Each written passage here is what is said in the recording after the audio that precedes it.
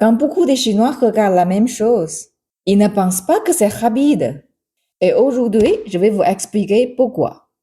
Bonjour à tous. Aujourd'hui, je voudrais vous parler d'une question qu'on me pose très souvent, surtout en France. Mes amis français me demandent, explique-nous une chose. Pourquoi la Chine semble se développer si vite? On voit des robots, l'intelligence artificielle, les voitures électriques, les trains à grande vitesse, etc. Et beaucoup de gens disent, tout est allé très vite. Mais vous savez ce qui est intéressant? Quand beaucoup de Chinois regardent la même chose, ils ne pensent pas que c'est rapide. Et aujourd'hui, je vais vous expliquer pourquoi. Mais pour comprendre ça, il faut comprendre la manière dont les Chinois pensent le temps. Pour ceux qui arrivent sur ma chaîne pour la première fois, je m'appelle Xue. Je suis la fondatrice de Pauvre Chinois Xue, ici en France. Je suis née et grandi à Beijing, dans une famille chinoise très traditionnelle. Plus tard, j'ai étudié en Espagne. Puis, j'ai travaillé dans les entreprises chinoises, européennes. Et aujourd'hui, je vis en France. Donc, pendant plus que 20 ans, je vis entre deux mondes culturels. Je parle français, chinois, espagnol et anglais. Je comprends la manière de penser européenne, mais je comprends aussi la manière de penser chinoise. Et je vois souvent la même chose. Quand les Européens travaillent avec les Chinois ou apprennent le chinois, il y a beaucoup de malentendus. Pas à cause de la langue, mais à cause de la mentalité. Alors, quand mes amis me demandent pourquoi la Chine avance si vite, je leur raconte souvent une petite histoire. Une histoire très simple, mais très chinoise. En Chine, il existe un type de meubles très célèbre et très précieux, les meubles en bois rouge. Ils peuvent coûter extrêmement cher. Mais il y a une question intéressante. Si ce bois vaut si cher, pourquoi presque personne ne plante ces arbres? La raison est simple. Parce que ces arbres poussent très lentement. Pour obtenir un bois utilisable pour un meuble, il faut souvent près de 100 ans.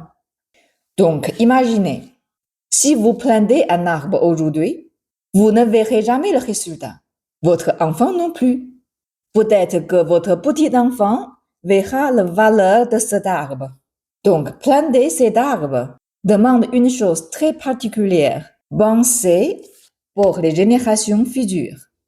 Et cette idée existe profondément dans la culture chinoise. Nous avons un proverbe très connu. Les anciens plantent les arbres, les générations suivantes profitent de l'ombre. Cela veut dire, parfois on travaille, pas seulement pour aujourd'hui, mais pour le futur.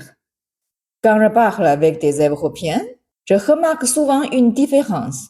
La question est souvent, que pouvons-nous accomplir dans 5 ans? Mais dans la culture chinoise, on pense souvent plutôt, que se passera-t-il dans 20 ans ou dans 50 ans? Ce n'est pas mieux, ce n'est pas pire. C'est simplement une autre relation au temps. Quand on regarde l'histoire de la Chine, beaucoup de projets ont été réalisés sur plusieurs générations. Par exemple, le Grand Canal. En Chine, il existe un canal très impressionnant appelé le Grand Canal. Il relie Pékin à Hangzhou sur environ 1700 km. Sa construction a commencé il y a plus de 2500 ans. Et plusieurs dynasties ont continué à l'agrandir pendant des siècles. C'est donc un projet qui a été réalisé sur de nombreuses générations. C'est le plus long canal artificiel du monde. Et la Grande Muraille. La construction de la Grande Muraille de Chine a commencé il y a plus de 2000 ans. Et plusieurs dynasties ont continué à la construire et à la renforcer. Pendant des siècles, au total, l'ensemble du système de murailles, de tours et de fortifications s'étend sur plus de 2000 km. C'est donc un projet gigantesque qui n'a pas été construit pendant une seule génération. mais par de nombreuses générations successives, sur plusieurs siècles. Imaginez un projet qui continue pendant des siècles. Et le grand système d'irrigation. En Chine, il existe un système d'irrigation appelé Dujiangyan. Il a été construit il y a plus de 2000 ans et le plus incroyable, il fonctionne encore aujourd'hui. Donc l'idée de construire quelque chose sur un temps très long, c'est assez naturel dans la culture chinoise. Alors aujourd'hui, quand certaines personnes voient l'IA chinoise, les robots, les voitures électriques, elles pensent tout est arrivé très vite. Mais certains Chinois diront plutôt ces arbres ont été plantés il y a longtemps. Et aujourd'hui, on commence à voir simplement la forêt. Et c'est exactement cela que comprendre la Chine n'est pas toujours simple pour les Occidentaux. Parce que les mots sont différents, mais surtout, la manière de penser est différente. Et c'est pour cela que j'ai créé cette chaîne, pour expliquer la langue chinoise, la culture chinoise, et surtout la mentalité chinoise. Si vous avez toujours voulu apprendre le chinois, je propose un cours d'essai gratuit 1 heure. Et pendant ce cours, je vous montre comment apprendre le chinois de manière claire et logique. Et vous allez peut-être découvrir une surprise. Le chinois n'est pas aussi difficile que vous le pensez.